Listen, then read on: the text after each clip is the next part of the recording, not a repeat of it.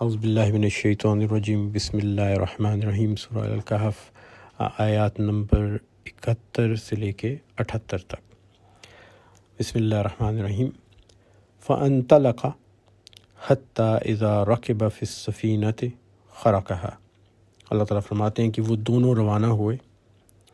یہاں تک کہ جب وہ ایک کشتی میں سوار ہو گئے تو اس شخص نے یعنی خضر علیہ السلام نے کشتی میں شگاف ڈال دیا۔ لیکن یہاں پہ ایک بات سوچنے کی ہے کہ لوگ تو تین تھے، خضر علیہ السلام تھے، موسیٰ علیہ السلام تھے، اور موسیٰ علیہ السلام کے ساتھ ایک نوجوان تھا یوشع بن نون حدیث کے مطابق۔ لیکن وہ تیسرا بندہ کہاں گیا؟ اب وہ چونکہ خضر علیہ السلام موسیٰ علیہ السلام کا شاگرد تھا، تو جب موسیٰ علیہ السلام خضر علیہ السلام سے تعلیم لے رہے ہیں تو کوئی تک نہیں بنتی کہ وہ اپنے شاگرد کو بھی ساتھ رکھیں کہ اس کو وہ پڑھا تو سکتے نہیں، اور یہ 1 to 1 سیشن ہے، ایک استاد ایک شاگرد کو پڑھائے گا،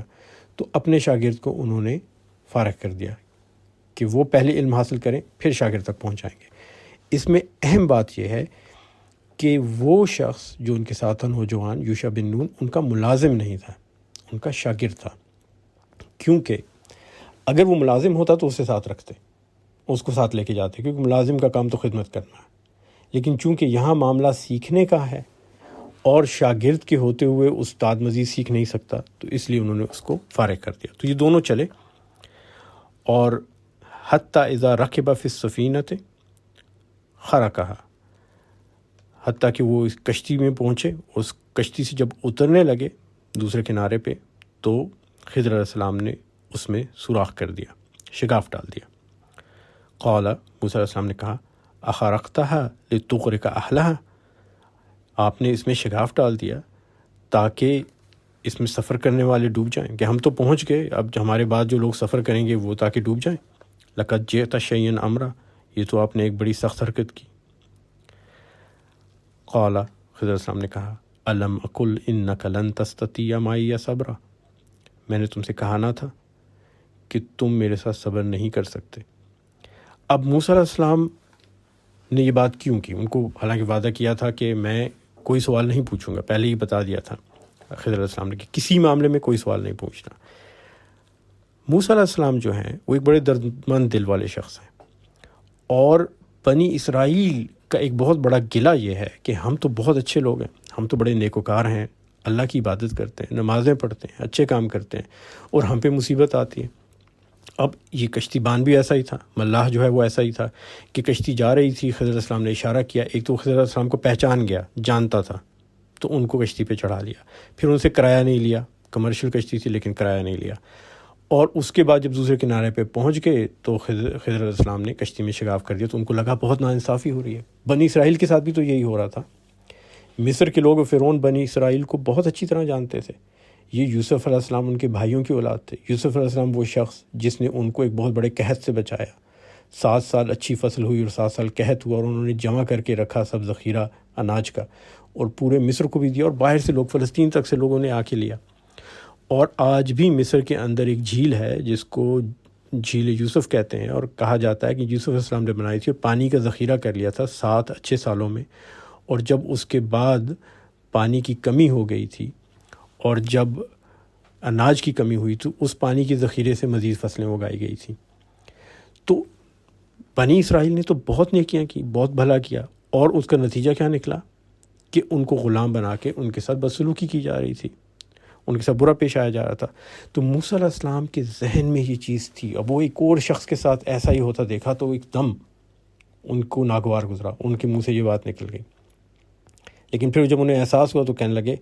قال، موسیٰ علیہ السلام نے کہا، لا تؤاخذنی بما نسیت ولا ترہقنی من امری عسرا، موسیٰ علیہ السلام نے کہا کہ مجھ سے بھول ہو گئی، میں بھول گیا، اور اس بھول پہ مجھے نہ پکڑیے، اور میرے معاملے میں آپ سختی سے کام نہ لیں، تو مجھے معاف کر دیں، میں بھول گیا تھا۔ خضر علیہ السلام نے بات معاف کر دی۔ فانطلقا، پھر وہ دونوں چلے، حتیٰ اذا لقی غلاما فقتلہ، یہاں تک کہ ان کو ایک لڑکا ملا اور اس شخص نے یعنی خضر علیہ السلام نے اسے قتل کر دیا۔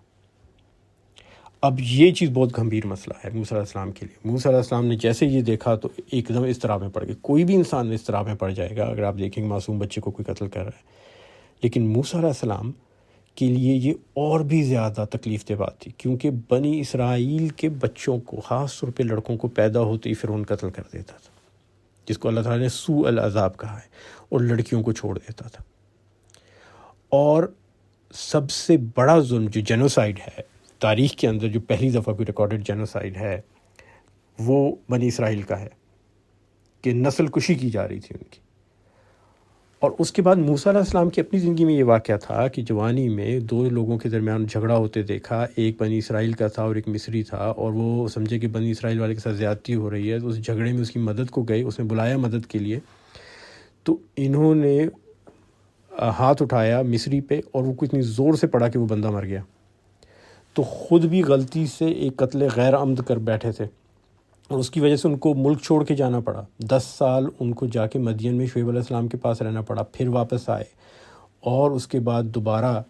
ان کو ایکسیپٹ کیا گیا، اور پھر انہوں نے قرآن میں کہا کہ ہم نے تمہارے اس جرم کے اوپر کوئی مواخذہ نہیں کیا۔ تو ان کی ضمیر کے اوپر آلریڈی اس چیز کا ایک بہت بڑا اثر تھا کہ انسانی جان جو ہے، بے گناہ انسان کی جان، وہ لینا ایک بہت بڑا ظلم ہے، خاص طور پہ جب انسان سے خود کوئی غلطی سرزد ہو جائے تو اس کے بارے میں وہ بہت حساس ہو جاتا ہے۔ تو موسیٰ علیہ السلام کیا کہتے ہیں؟ خضر علیہ السلام کو قولا کہتے ہیں، اقتلت نفسا زکیۃ بغیر نفس، آپ نے ایک بے گناہ شخص کو قتل کر دیا،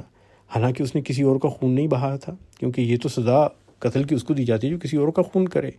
لقد جئت شیئا نکرا، یہ تو آپ نے بہت ہی برا کام کیا۔ قولا، خضر علیہ السلام نے کہا، الم اقل لک انک لن تستطیع معی صبرا، میں نے تم سے کہا تھا نا تم میرے ساتھ صبر نہیں کر سکتے۔ موسیٰ علیہ السلام کو ایک دم یاد آیا کہ یہ جو کچھ کر رہے ہیں تو اللہ کے حکم سے کر رہے ہیں، اور پہلے انہوں نے کہا تھا کہ ہمارا علم بڑا محدود ہے اور اللہ کا علم زیادہ ہے، اور وہ اس بات کو بھی سمجھتے ہیں کہ اللہ تعالیٰ ڈائریکٹ حکم، براہ راست حکم صرف اپنے انبیاء کو دیتا ہے، اور خضر علیہ السلام بھی نبی ہیں۔ قال ان سألتک عن شیء بعدها فلا تصاحبنی،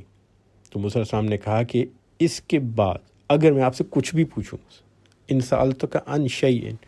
کسی بھی چیز کے بارے میں پوچھوں، بعدها، اس واقعے کے بعد، فلا تصاحبنی، تو مجھے اپنے ساتھ مت رکھیے گا،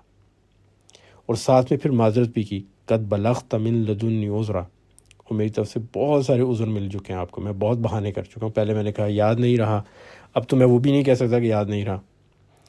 تو آئندہ اگر یہ کروں تو پھر مجھے اپنے ساتھ مت رکھیے گا۔ فانطلقا، پھر وہ دونوں وہاں سے آگے چلے، حتی اذا اتیا اہل قریۃ استطعما اہلہا فابوا ان یضیفوہما، تو آگے چلتے ہوئے وہ ایک گاؤں یا ایک شہر میں پہنچے، اہل القریہ، وہاں کے رہنے والے جو لوگ تھے، ان سے انہوں نے کہا کہ ہمیں کھانا دو۔ فابوا ان یضیفوہما، تو انہوں نے کھانا دینا تو دور کی بات، کسی قسم کی بھی ضیافت سے انکار کر دیا، ان کو یہ بھی نہیں کہا کہ اچھا یہاں بیٹھ جاؤ یا پانی پی لو یا یہاں سائے میں آ جاؤ،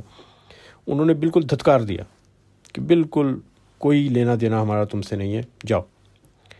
فوجد فیہا جدارا یرید ان ینقض، وہاں انہوں نے ایک دیوار دیکھی جو گرنے والی تھی، ٹیڑھی ہوئی تھی اور گرنے والی تھی، فاقامہ،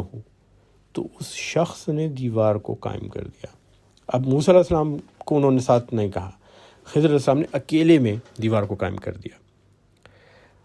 اب موسیٰ علیہ السلام بھی بھوکے بیٹھے ہیں، ان کو بھی بھوک لگی تھی، ظاہر گاؤں میں جا کے انہوں نے کھانا اسی لیے مانگا کہ دونوں کو بھوک لگی ہوئی تھی، اب وہ انتظار کر رہے ہیں، خضر علیہ السلام دیوار ٹھیک کر رہے ہیں۔ جب دیوار ٹھیک کر دی تو موسیٰ علیہ السلام کے منہ سے نکلا، قال لو شئت لاتخذت علیہ اجرا، اگر آپ چاہتے تو اس کام کی اجرت لے سکتے تھے، اور اس پہ خضر علیہ السلام نے فرمایا، قال ھذا فراق بینی و بینک،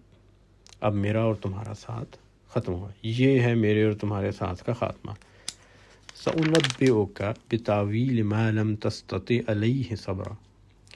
اب تمہیں میں ان باتوں کی حقیقت بتاتا ہوں جن پر تم صبر نہیں کر سکے۔ تو اس کے بعد انشاءاللہ اگلے حصے میں خضر علیہ السلام بیان کریں گے کہ کیوں یہ سب کچھ ہوا اور اس کے پیچھے کیا وجوہات تھیں، اللہ تعالیٰ نے کیوں انہیں حکم دیا یہ کرنے کا، اور بظاہر جو چیز نظر آ رہی تھی وہ حقیقت میں کیا ہے۔ لیکن یہاں پہ ایک بہت اہم چیز یاد رکھنے کی یہ ہے کہ انسان صبر کا دامن ہاتھ سے اکثر چھوڑ دیتا ہے، اور ان باتوں پہ جن کے بارے میں اسے مکمل علم نہیں ہوتا، اور پھر ہمارے ذاتی تجربات اور مشاہدات جو ہوتے ہیں، اور جو زندگی میں جو چیزیں ہم پہ گزری ہوتی ہیں، یا ہمارے اہل خانہ پہ یا ارد گرد کے لوگوں پہ جو گزری ہوتی ہیں، وہ اگر ہم کسی اور کے ساتھ ہوتا دیکھیں تو ہمیں زیادہ احساس ہوتا ہے۔ بظاہر تو کسی کے ساتھ بھی کوئی ظلم اور زیادتی دیکھیں تو انسان کو تکلیف اور دکھ ہوتی ہے، لیکن اگر وہی ظلم اور زیادتی آپ کے ساتھ ہو چکی ہے، آپ کے ساتھ دھوکہ ہو چکا ہے، ظلم ہو چکا ہے، چوری ہو چکی ہے، کسی نے کسی کی جان لی آپ کے جاننے والوں میں، دوستوں میں، احباب میں، خاندان میں، تو جب آپ کسی اور کے ساتھ دیکھتے ہیں تو آپ کے دل کے اندر جذبات امڑ آتے ہیں، قابو سے باہر ہو جاتے ہیں، اور صبر کا دامن انسان ہاتھ سے چھوڑ بیٹھتا ہے اور اللہ تعالیٰ سے گلہ کرتا ہے، ایسا کیوں ہوا، یہ ظلم کیوں ہوا؟ کیونکہ وہ ظلم آپ کے ساتھ ہو چکا۔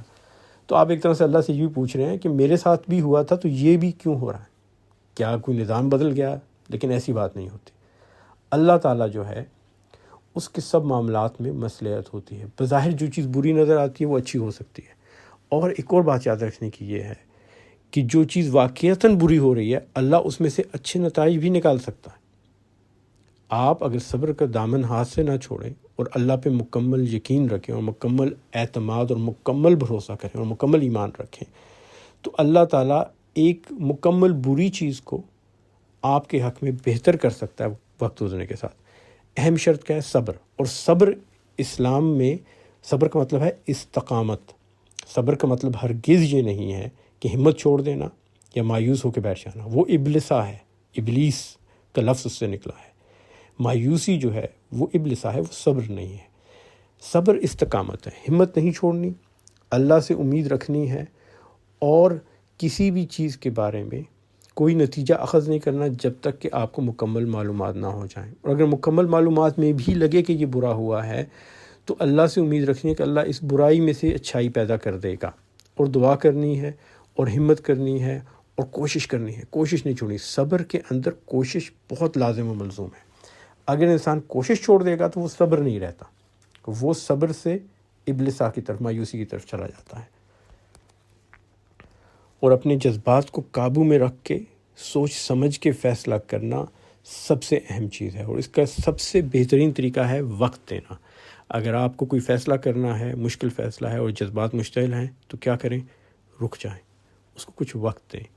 وقت کے ساتھ ساتھ مزید حقائق آشکار ہوں گے اور اس معاملے کی بہتر سمجھ پیدا ہوگی، اور پھر آپ بہتر فیصلہ کر سکتے ہیں۔ انشاءاللہ تعالیٰ کل ہم اس پہ مزید گفتگو کریں گے اور دیکھیں گے کہ خضر علیہ السلام موسیٰ علیہ السلام کو کیا سکھاتے ہیں اور کیا وجوہات بتاتے ہیں ان سب معاملات میں۔ جزاک اللہ خیر، دعاؤں میں یاد رکھیے گا۔ السلام علیکم۔